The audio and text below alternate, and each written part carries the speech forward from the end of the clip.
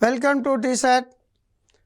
Disaster management విపత్తుల నిర్వహణలో భాగంగా తుఫాన్లు, కారణాలు, వాటి ప్రభావాల గురించి ఈ టాపిక్లో చర్చించడం జరుగుతుంది.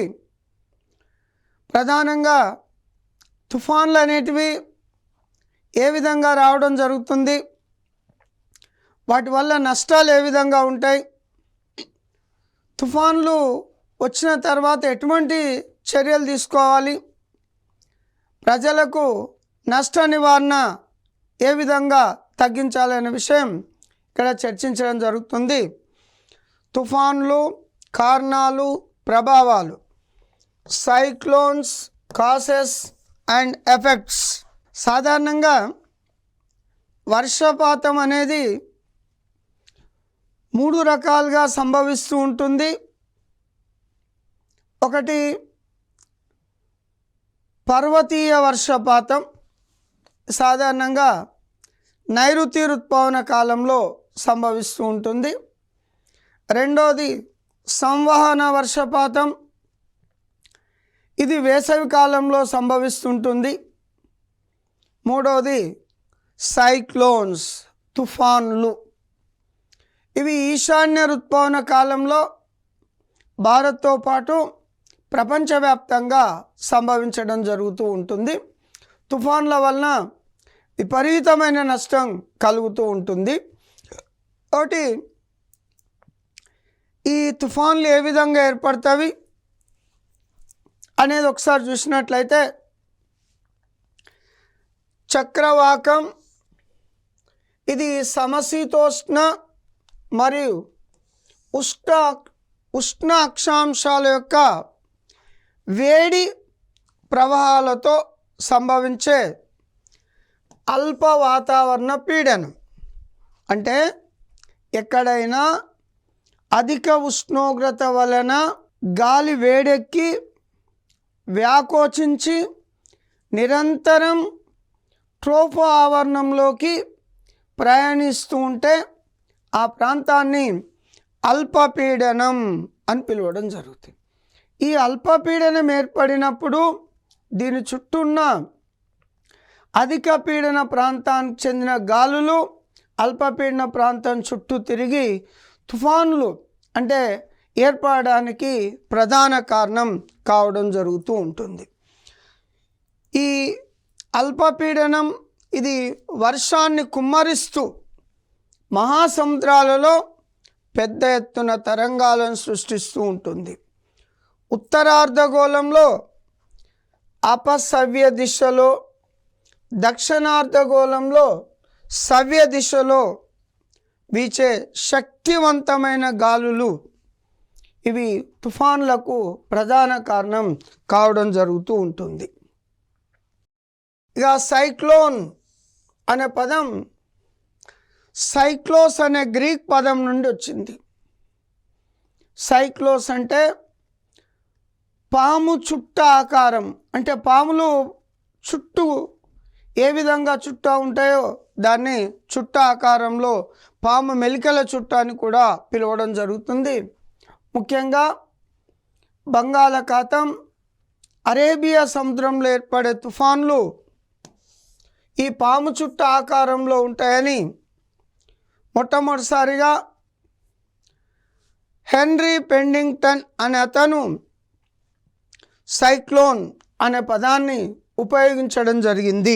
ఇక చక్రవాకంలో అంటే తుఫాన్లో గాలి ఉత్తరార్ధగోళంలో సవ్య దిశ కలియ తిరుగుతూ దక్షిణార్ధగోళంలో అపసవ్య దిశలో తిరుగుతూ ఉంటుంది. ఇది భూమధ్య రేఖ, నార్త్ పోల్ అంటే ఉత్తర ధ్రువం, ఇది సౌత్ పోల్ అంటే దక్షిణ ధ్రువం. ఉత్తరార్ధగోళంలో సవ్య దిశలో, దక్షిణార్ధగోళంలో అపసవ్య దిశలో మనకు గాలులు తిరగడం జరుగుతూ ఉంటుంది. ప్రపంచ వాతావరణ సంస్థ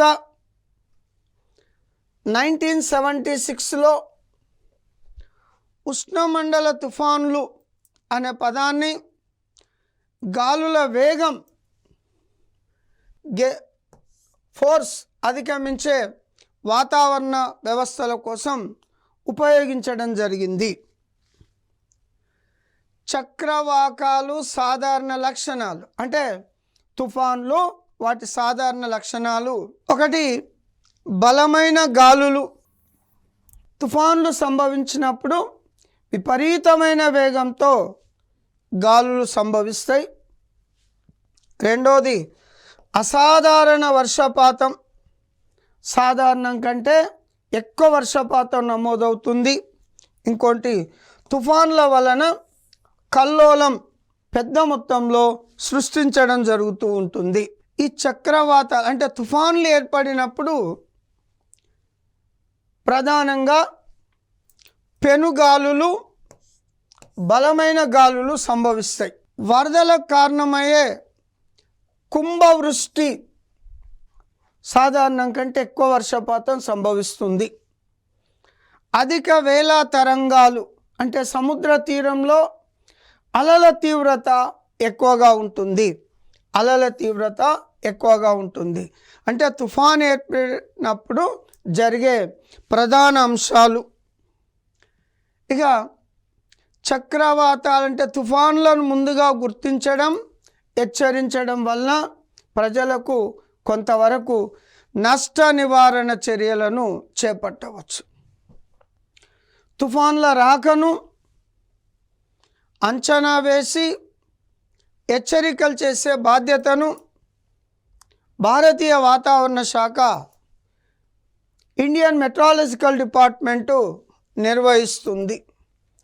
ఇన్సాట్ ఉపగ్రహం మరియు 10 సైక్లోన్ డిటెక్షన్స్ ఫిషరీలు వైమానిక విభాగాలకు హెచ్చరికలను జారీ చేయడం జరుగుతుంది. ఇండియన్ మెట్రాలజికల్ డిపార్ట్మెంట్ వారు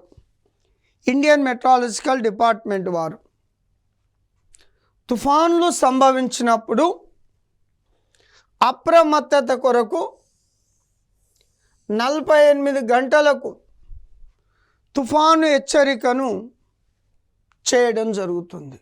అంటే తుఫాన్లు వచ్చే అవకాశం ఉంది, ముందస్తు చర్యలు తీసుకోండి అనే హెచ్చరికను 48 గంటల ముందు హెచ్చరికను చేయడం జరుగుతుంది. అదేవిధంగా 24 గంటలకు సైక్లోన్ హెచ్చరికను ఇన్సాట్ ఉపగ్రహం ద్వారా స్థానిక భాషల్లో ప్రచార నిమిత్తం విపత్తు హెచ్చరిక వ్యవస్థ అనేది ఉంటుంది. స్థానిక భాషల్లో అంటే ముఖ్యంగా భారతదేశ తీర ప్రాంతంలో 9 రాష్ట్రాలు, 4 కేంద్రపాలిత ప్రాంతాలు ఉన్నాయి. గ్రామీణ ప్రాంత ప్రజలకు స్థానిక భాషల్లో హెచ్చరికలు చేయడం వల్ల త్వరగా అర్థం కావడం జరుగుతూ ఉంటుంది. రాష్ట్ర ప్రభుత్వ అధికారులు తుఫాన్ హెచ్చరికలను 4 దశల్లో చేయడం జరుగుతుంది. అంటే ఫ్రీ సైక్లోన్ వాచ్ 72 గంటల ముందు జారీ చేస్తారు. తుఫాన్ ఏర్పడే అవకాశం ఉందని 72 గంటల ముందు జారీ చేయడం వల్ల సపోజ్ పంట కోతకు సంబంధించి ఇంకా వేరే విధంగా వ్యవసాయ ఉత్పత్తులకు సంబంధించి చేపలు పట్టడానికి పోయే వారి గురించి తీర ప్రాంతంలో అనేక రకాల కార్యకలాపాలు జరుగుతాయి కాబట్టి వాటికి ముందస్తు హెచ్చరిక ఫ్రీ సైక్లోన్ వాచ్ 72 గంటల ముందు జారీ చేయడం జరుగుతుంది. అదేవిధంగా సైక్లోన్ అలర్ట్, తుఫాను వస్తుంది అలర్ట్గా ఉండండి అనేది 48 గంటల ముందు జారీ చేయడం జరుగుతుంది. 48 గంటల ముందు జారీ చేయడం జరుగుతుంది. తుఫాను హెచ్చరికను 24 గంటల ముందు జారీ చేస్తారు. ఇక తుఫాన్ ఏర్పడింది, తుఫాన్ తీర ప్రాంతం వైపు దూసుకురావడం జరుగుతుంది అంటే తుఫాను తీరం దాటింది అనే విషయాన్ని కనీసం 12 గంటల ముందు మనకు జారీ చేయడం జరుగుతూ ఉంటుంది. భారత వాతావరణ శాఖ తుఫాన్లకు సంబంధించిన మ్యాప్లను, తుఫాను ప్రయాణించే మార్గాన్ని అంచనా వేయడానికి ఇన్సాట్ ఉపగ్రహం ద్వారా కనిపెట్టడం జరుగుతుంది.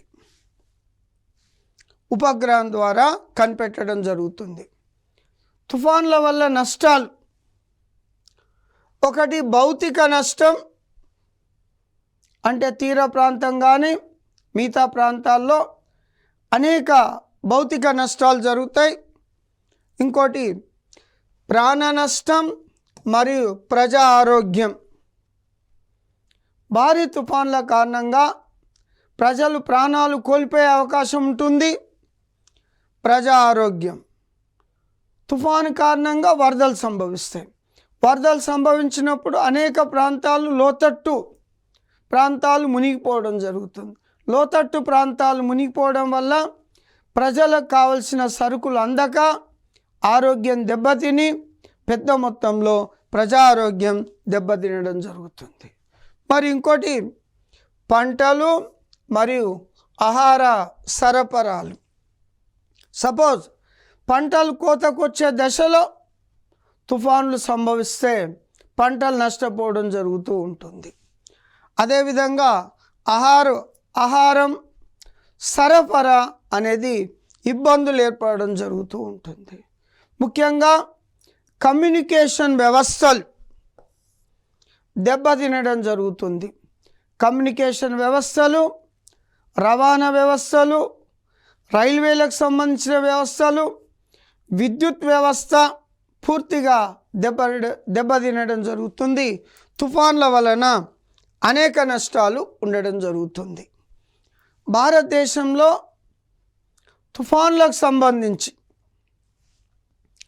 ప్రొఫెసర్ ఉన్నికృష్ణ 2006లో రచించిన climate change and disaster risk management ప్రకారం గడిచిన శతాబ్ద కాలంలో బంగాళాఖాతంలో 1000కి పైగా చక్రవాకాలు లేదా తుఫాన్లు సంభవించడం జరిగింది. ఇందులో 1000లో 500లకు పైగా వాయుగుండాలు,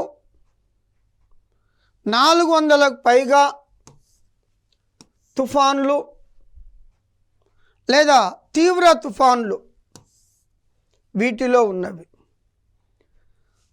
205 తీవ్ర తుఫాన్లు సంబంధించిన సమాచారాన్ని పూర్తిగా ఇతను సేకరించడం జరుగుతుంది. వాటికి సంబంధించిన సమాచారాన్ని సిద్ధం చేయడం జరిగింది. ఈ అత్యధికంగా తుఫాన్లు భారతదేశంలో 55 తమిళనాడు తీర ప్రాంతాన్ని ప్రభావితం చేసినవి, 59 ఆంధ్రప్రదేశ్ తీర ప్రాంతాన్ని ప్రభావితం చేసినాయి, 508 ఒరిస్సా తీరాన్ని దాటినవి, 33 పశ్చిమ బెంగాల్ తీరాన్ని తాకినవి.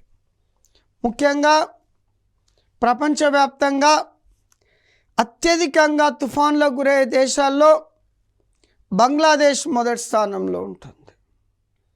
మన దేశంలో అత్యధికంగా తుఫాన్ల తాకిడి ఒరిస్సా రాష్ట్రాన్ని తాకడం జరుగుతూ ఉంటుంది.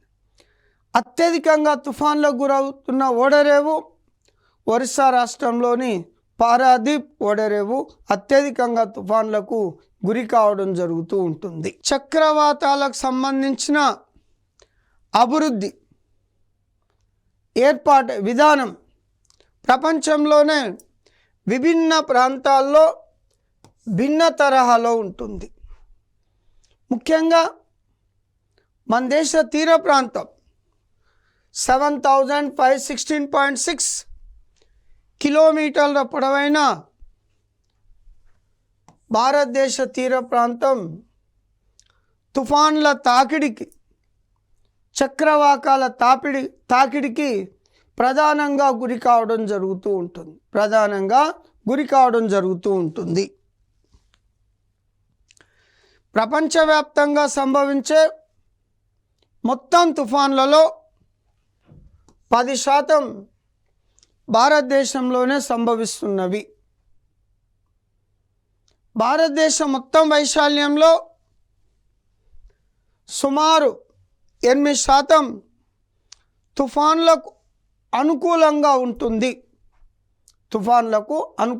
అంటే మొత్తం తీరరేఖలో, మొత్తం భూభాగంలో 8% చక్రవాతాలకు, తుఫాన్లకు భారత భూభాగం అనుకూలంగా ఉంటుంది.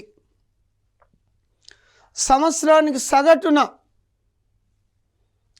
5 నుంచి 6 ఉష్ణమండల తుఫాన్లు ఏర్పడతాయి. వీటిలో 2 లేదా 3 తీవ్రమైనవిగా ఉంటాయి. అరేబియా సముద్రంలో కంటే బంగాళాఖాతంలో ఎక్కువ తుఫాన్లు ఏర్పడుతూ ఉంటాయి. భారతదేశంలో ఏర్పడే తుఫాన్లలో బంగాళాఖాతం, అరేబియా సముద్రాలతో పోల్చినట్లయితే తుఫాన్ల నిష్పత్తి 4.1గా ఉంటాయి. అంటే ఒక 5 తుఫాన్లు సంభవిస్తే 4 తుఫాన్లు బంగాళాఖాతంలో, 1 తుఫాను అరేబియా సముద్రంలో సంభవించడం జరుగుతుంది. బంగాళాఖాతం తుఫాన్ల ఏర్పాటుకు, అభివృద్ధికి సహాయపడుతుంది. అరేబియా సముద్రం తుఫాన్ల ఏర్పాటుకు, అభివృద్ధికి సహాయపడదు. ఎందుకంటే బంగాళాఖాతం ఇది ఒక అఖాతంలాగా ఉంటుంది. అత్యధిక ఉష్ణోగ్రతలను కలిగి ఉండడం జరుగుతుంది. అరేబియా సముద్రం యొక్క విస్తృతి ఎక్కువగా ఉంటుంది. మన దేశంలో తుఫాన్లు తరచుగా 2 తీరాలు, అంటే పశ్చిమ తీరం అరేబియా సముద్రం, తూర్పు తీరం బంగాళాఖాతంలో సంభవిస్తూ ఉంటాయి. భారతదేశం మొత్తం తీరరేఖలో సంభవించే చక్రవాతాలు లేదా తుఫాన్లు 3/2 వంతు బంగాళాఖాతంలో ఏర్పడి తూర్పు తీరాన్ని తాకుతవి. ముఖ్యంగా అత్యధికంగా తుఫాన్లు ఒరిస్సా తీరం వద్ద తీరాన్ని దాటడం జరుగుతుంది. భారతదేశంలో ఉష్ణమండల తుఫాన్లు లేదా ఉష్ణమండల చక్రవాతాలు మే, జూన్ నుండి మరియు అక్టోబర్, నవంబర్ మాసాల్లో సంభవిస్తాయి. ప్రధానంగా మే నెల లేదా జూన్, తర్వాత అక్టోబర్, నవంబర్ మాసాల్లో భారత్తో పాటు ప్రపంచవ్యాప్తంగా సంభవిస్తాయి.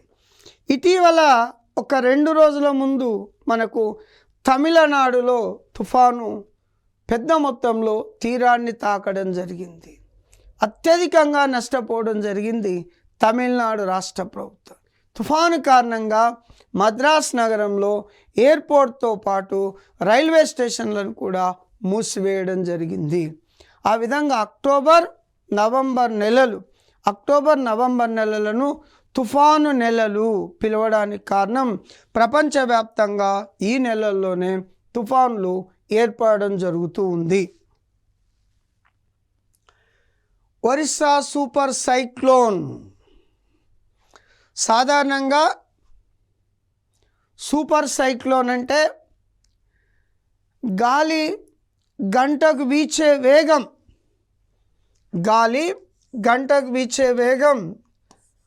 220 కిలోమీటర్ల కంటే ఎక్కువ.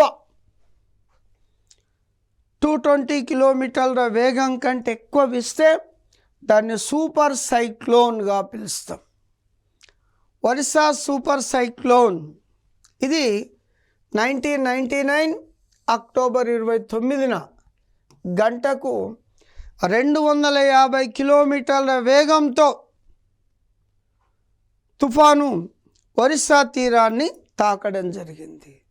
దేశంలో సంభవించిన తుఫానులలో అత్యంత తీవ్రమైన తుఫానుగా భావించడం జరుగుతుంది. కనీసం అనధికార లెక్కల ప్రకారం ఒక 10,000 మంది ప్రాణాలు కోల్పోవడం జరిగింది ఈ సూపర్ సైక్లోన్ కారణంగా. ఈ సూపర్ సైక్లోన్ ఒరిస్సాలో 12 జిల్లాలలో 15 మిలియన్స్ మంది పైన ప్రభావాన్ని చూపింది. దాదాపు 3.5 మిలియన్స్ పిల్లలు, లక్షలాది మంది ఎటువంటి ఆశ్రమం లేకుండా అపార ఆస్తి నష్టాన్ని, పర్యావరణ నష్టానికి ఈ తుఫాను భారీ నష్టం కలిగించడం జరిగింది. ఒరిస్సా సూపర్ సైక్లోన్ తీర ప్రాంతానికి వచ్చే నాటికి ఈ విధమైన ప్రచండ వేగంతో ప్రయాణించడం జరిగింది. భారతదేశంలో తుఫాను వైపరీత్యం ఉన్న జిల్లాలు తీసుకుంటే ఇది మనకు శ్రీలంక, ఇండియన్ ఓషియన్, హిందూ మహాసముద్రం, ఇది అరేబియా సముద్రం, ఇది బంగాళాఖాతం, ఈ వైపు పశ్చిమ తీరం, ఈ వైపు తూర్పు తీరం. మనకు 9 రాష్ట్రాలకు 4 కేంద్రపాలిత ప్రాంతాలకు తీరరేఖ కలదు. ఇవి మొత్తం ఉష్ణమండల తుఫాన్ల ప్రభావాన్ని కలిగి ఉండడం జరిగింది. తీర ప్రాంతంలో వివిధ రాష్ట్రాలు, తీర ప్రాంతంతో పాటు మిగతా ప్రాంతాల్లో కూడా తుఫాను ప్రభావాన్ని కలిగి ఉండవన్నదానికి ఈ మ్యాప్ మనకు తెలియజేయడం జరుగుతుంది. తూర్పు తీరంలో ప్రధానంగా తమిళనాడు, ఆంధ్రప్రదేశ్, ఒడిస్సా, పశ్చిమ బెంగాల్ మరియు కేంద్రపాలిత ప్రాంతమైన పాండిచ్చేరి లేదా పుదుచ్చేరి, పశ్చిమ తీరంలో గుజరాత్ రాష్ట్రం తుఫాన్ల తాకిడిని, వైపరీత్యాన్ని, దుర్బలత్వాన్ని అత్యధికంగా కలిగి ఉండడం జరిగింది. ముఖ్యంగా 9 రాష్ట్రాలలో ఒడిస్సా రాష్ట్రం అత్యధికంగా తుఫాన్ల ప్రభావాన్ని కలిగి ఉంటుంది.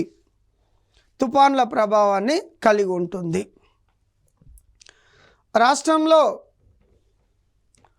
మొత్తం 13 తీర ప్రాంత రాష్ట్రాలు, కేంద్రపాలిత ప్రాంతాల్లో తీసుకుంటే 84 తీర ప్రాంత జిల్లాలలో ఈ తుఫాన్ల ముప్పును కలిగి ఉండడం జరిగింది. 9 రాష్ట్రాలు మరియు కేంద్రపాలిత ప్రాంతాలు తీసుకుంటే 71% భూభాగం తుఫాన్ల భరిత ప్రాంతంగా ఉంది. ముఖ్యంగా అండమాన్ నికోబార్ దీవులు, లక్షద్వీపుల్లో తీసుకుంటే నిత్యం తుఫాన్లకు గురవుతూనే ఉండడం జరిగింది. భారతదేశంలో తుఫాన్లకు సంబంధించి వాతావరణ సేవలు అందించడానికి ఇండియన్ మెట్రాలజికల్ డిపార్ట్మెంట్ నోడల్ ప్రభుత్వ ఏజెన్సీగా వ్యవహరిస్తూ ఉంటుంది. ఉష్ణమండల చక్రవాతాలకు పేర్లు పెట్టడం అంటే కొన్ని విపత్తులు ముందస్తు ఏర్పడడానికి సమాచారం ఉంటుంది, కొన్ని విపత్తులు అనుకోకుండా సంభవించడం జరుగుతుంది. ముఖ్యంగా భూకంపాలు ఎటువంటి ముందస్తు సమాచారం లేకుండా సంభవిస్తాయి. తుఫాన్లు ఏర్పడడానికి 2 నుంచి 3 రోజులు లేదా 2 నుంచి 4 రోజుల సమయం పడుతుంది. తీర ప్రాంత ప్రజలను రక్షించడానికి, అప్రమత్తం చేయడానికి ఆ తుఫాన్లకు పేర్లు పెట్టడం అనేది జరుగుతుంది. ఒక తుఫాన్లకు పేరు పెట్టి ప్రజల్లో విస్తృతంగా ప్రచారం చేయడం వల్ల వారు ముందస్తు చర్యలు తీసుకోవడంతో నష్ట నివారణ చర్యలను తీసుకోవచ్చు. ఆ విధంగా తుఫాన్లకు పేర్లు పెట్టడం అనేది 2000 ఇయర్లో మస్కట్లో జరిగిన ఒక సమావేశంలో బంగాళాఖాతం మరియు అరేబియా సముద్రంలో సంభవించే ఉష్ణమండల తుఫాన్లకు పేర్లు కేటాయించడం జరిగింది. అంటే ఆయా ప్రాంతంలో ఏర్పడే తుఫాన్లకు పేర్లు పెట్టడం జరిగింది. ఈ పేర్లు అనేటివి ఏ మతానికి ఎవరిని కించపరచకుండా ఉండడానికి ఆమోదయోగ్యమైన పేర్లు పెట్టడం జరుగుతూ ఉంటుంది. ముఖ్యంగా హిందూ మహాసముద్రంలో సంభవించే ఉష్ణమండల తుఫాన్లకు 2004 సెప్టెంబర్ నుండి పేర్లు పెట్టడం అనేది ప్రారంభం కావడం జరిగింది. ఈ జాబితాలో అప్పటికున్న 8 సభ్య దేశాలతో పాటు భారత్, బంగ్లాదేశ్, మాల్దీవులు, మయన్మార్, ఓమన్, పాకిస్తాన్, శ్రీలంక, థాయిలాండ్ ఈ 8 దేశాలు ప్రతిపాదించిన పేర్లు ఉండేవి. తర్వాత 2018 సెప్టెంబర్లో జరిగిన మరో సమావేశంలో మరో 5 సభ్య దేశాలు రావడంతో 13 దేశాలు ప్రతిపాదించిన పేర్లను ప్రతిపాదించడం జరుగుతూ ఉంటుంది. పేర్లను ప్రకటించడం వల్ల, పేర్లను ప్రతిపాదించడం వల్ల ఆయా దేశాల్లో అనేక రకాల మత ప్రజలు ఉండడం జరుగుతుంది. ఒక దేశంలో ఉన్న పేరు మరో దేశానికి నచ్చకపోవచ్చు, నష్టాన్ని కలిగించవచ్చు. అందరికీ ఆమోదయోగ్యమైన పేర్లు పెట్టి ఆయా దేశాలకు సంబంధించిన వాతావరణ శాఖకు సంబంధించిన పేర్లు ప్రతిపాదించడం జరుగుతూ ఉంటుంది. సో భారతదేశంలో ఇండియన్ మెట్రాలజికల్ డిపార్ట్మెంట్లు తుఫాన్లకు సంబంధించిన పేర్లను ప్రతిపాదించడం జరుగుతూ ఉంటుంది. ఎగ్జాంపుల్ 2024లో సంభవించిన ప్రధాన తుఫాన్లు, ఒకటి రేమల్ అనే తుఫాన్. ఈ పేరును ఓమన్ దేశం ప్రతిపాదించింది. అస్నా అనే తుఫాన్, ఈ తుఫాను కారణంగా భారతదేశంలో గుజరాత్, రాజస్థాన్, మధ్యప్రదేశ్ మరియు పాకిస్తాన్ అత్యధికంగా ప్రభావితం చేయడం జరిగింది. ఈ పేరును పాకిస్తాన్ ప్రతిపాదించడం జరిగింది. జస్పర్ అనే తుఫాన్, ఇది ఆస్ట్రేలియాలో విపరీతమైన నష్టాన్ని కలిగించడం జరిగింది. మిచాంగ్, ఈ తుఫాన్ పేరును మయన్మార్ దేశం పెట్టడం జరిగింది. మిచాంగ్. తేజ్, ఇది అరేబియా సముద్రంలో ఏర్పడింది. ఈ పేరును భారతదేశం ప్రతిపాదించడం జరిగింది. బిఫార్ జాయ్, ఈ పేరును బంగ్లాదేశ్ ప్రతిపాదించింది. ప్రపంచవ్యాప్తంగా వివిధ ప్రాంతంలో ఏర్పడే తుఫాన్లకు స్థానిక పేర్లు ఉండడం జరుగుతుంది. ముఖ్యంగా టైఫూన్స్ అనే తుఫాన్లు